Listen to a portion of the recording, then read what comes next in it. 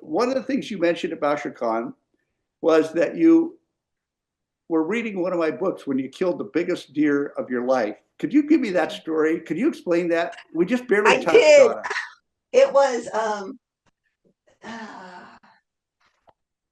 okay. It was I got to get it. It was the dragon, the eagle, and the jaguar. And so I had sit there all morning. Actually, this is about day three. I'd been up in the stand, and I was just seeing turkeys, turkeys, turkeys. And then I'm reading, and here comes a deer. He's coming in from the left side of me, and then an even bigger deer comes in from the right side, and I'm thinking they're going to fight. Like I'm ready to watch it, and I put my book down so quiet, and I was waiting for them to go. But I mean, I still got the biggest deer I've ever killed, but there's a bigger one out there. And then I ended up finishing while my dad was hunting. I ended up sitting in a field and finishing the book for the rest. I spent the rest of the season reading, waiting on my dad to kill a deer. Thank you for reading my book outdoors. We did some pictures from the guys that I hunt with reading in our stands this year, and I'll make sure you get some copies of those. But um, it, I mean, one of them was sitting there with a full tablet reading, while reading the book that you just looked at, the Robber Barons, as Yeah. a advanced reader copy. Um, and it was, you know, it was cold and it was blowing and the trees were all yellow already and nothing was going on. And it was the perfect time to just sit and read a book because you, as you know, sitting in a stand, you've got to be very, very quiet. And there's nothing more quiet than just the turn of a page in a book. So, Yep. I think that I have learned I don't, I hunt for the experience. I hunt for the time with my dad. yeah, I hunt to be one with nature, to commune with it, to respect it and understand it. It doesn't, if I kill a deer, that's great. But just being out there is the best part of it. it is. And I've never been a trophy hunter. So when you talk about a really big deer, a really big moose is, 60, 65, 70-inch moose. And I had always said I would never kill one, but I walked into one about 4 years ago, and well, the better way of putting it, he walked right into me. Um, and we needed a moose, so I shot him. And the head is a European mount hanging on my wall. I swear I'd never do that, but he was so magnificent, I just could not leave it in the field.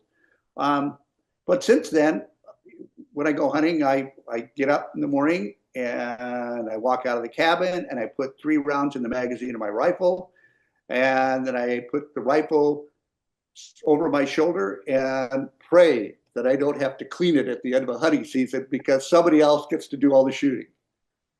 So that's about how my dad feels about it right now. They're like they'll take Yeah. anybody up there to hunt just because.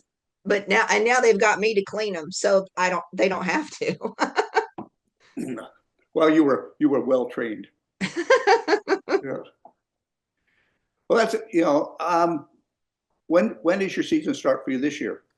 It's bow season's in now, but I Oh, okay. won't go. So my uncle hunt, he does the bow hunting, and I'm not going to go up there and try and mess in his, with the super quiet. I won't go Yeah. until November. And Okay. then I'll hunt from November through. And if I don't tag out, I guess I'll do late black powder. But I mean, because we only get one antler deer Yeah. and then you can pull a doe in with your bow or with the in the late black powder.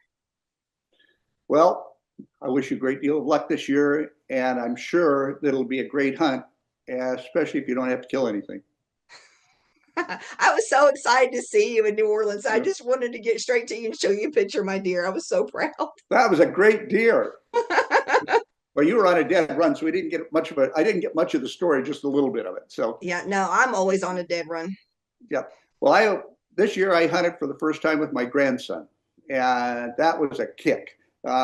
14 years old, first time with all the guys in the cabin, learning about guy stuff. All the stories that we tell that you never hear at home. um, but I wanted to do that for a long time, and this was the first year, so I'm looking forward to that continuing as part of our tradition.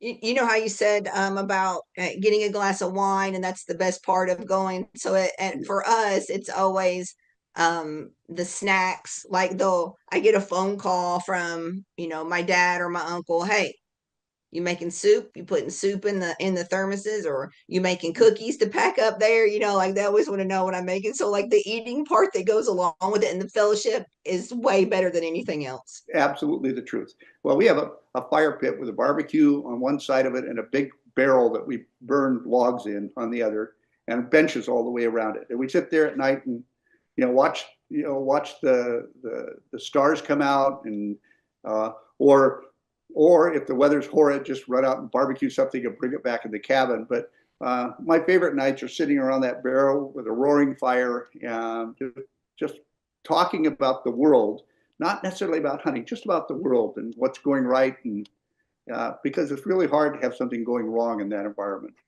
Yeah, I agree.